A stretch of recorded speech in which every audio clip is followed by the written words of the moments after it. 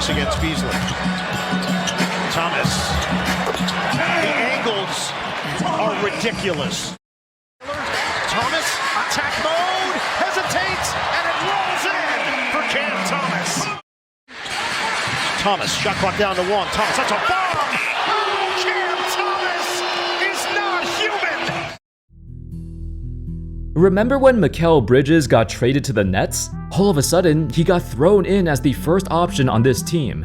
His shot attempts, his points, all of his stats skyrocketed. He filled in the void left by Kevin Durant, and for a while, he truly looked like he became the NBA's next big star.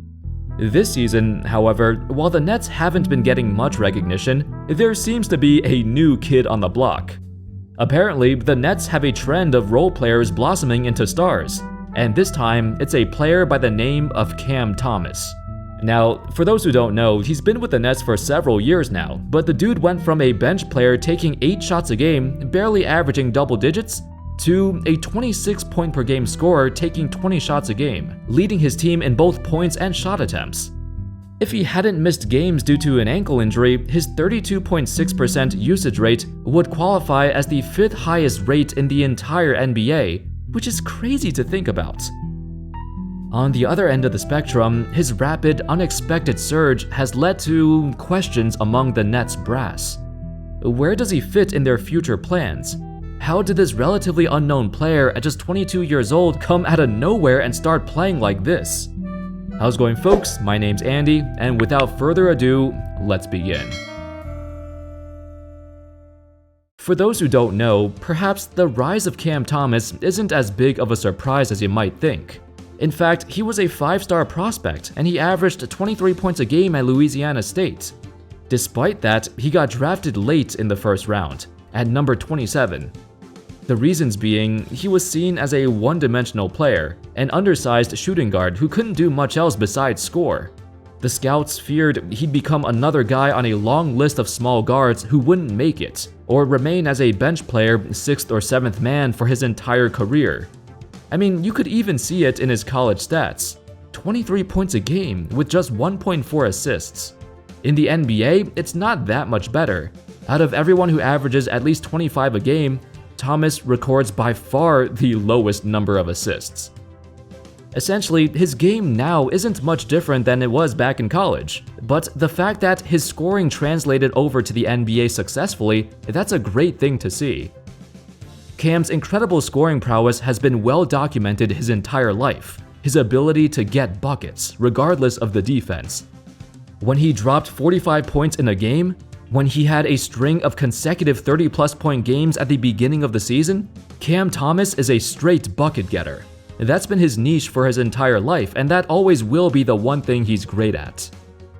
With all that being said, those who call him a one-dimensional scorer are incorrect. Thomas can score from every single area of the floor, and it's represented in his percentage. Most notably, his 70% field goal percentage at the basket.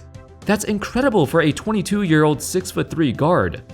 Cam's ability to convert at the rim is a skill that usually takes a long time for smaller, younger guys like him to master, but he's already an elite finisher.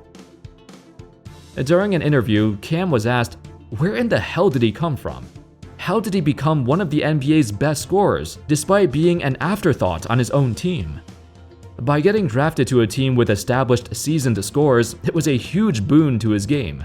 And he affirmed, I was projected to be a higher pick, but I slid in the draft. But things happen for a reason. Coming to Brooklyn really helped me as far as seeing prolific scorers. Being a prolific scorer, it was useful watching those guys and learning how to work on your game and prepare.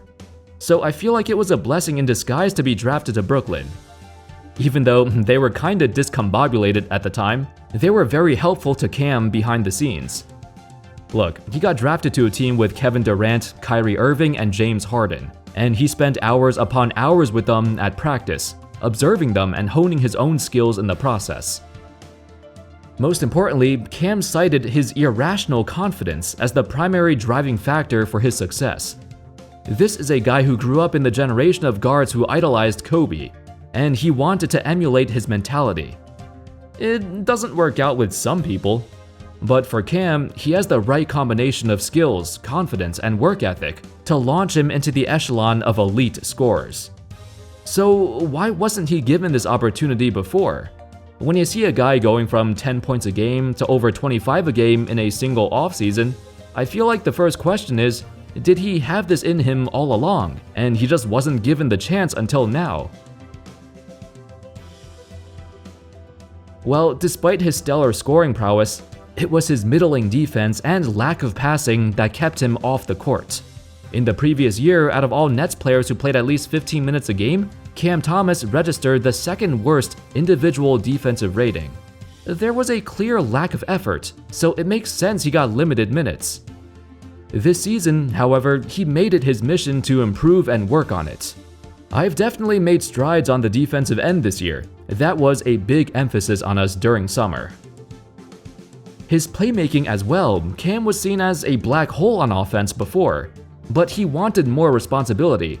He wants to be the guy who takes the ball up the court and create plays for his teammates, which has never been a strong point either.